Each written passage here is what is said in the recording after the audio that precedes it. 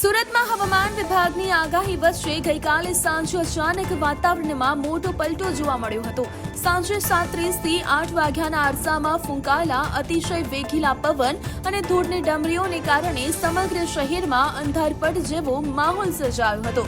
આ કુદરતી આફત દરમિયાન સુરત એરપોર્ટ રોડ પર લાખોના ખર્ચે તૈયાર કરાયેલો એક આલિશાન પાર્ટી પ્લોટ પવનના જોરને કારણે જમીનદોસ્ત થઈ ગયો હતો। સદનસીબે આ ઘટનામાં કોઈ જાનહાનિ થઈ નથી, પરંતુ વિસ્તારમાં ભારે ભયનો માહોલ જોવા મળ્યો હતો।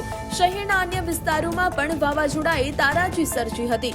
ઉધના દરવાજા પાસે રિલાયન્સ મોલ નજીક નાળિયેરનું ઝાડ ધરાશાયી થતા ત્યાં પાર્ક કરેલી કાર અને ટુ વ્હીલરને મોટું નુકસાન પહોંચ્યું હતું।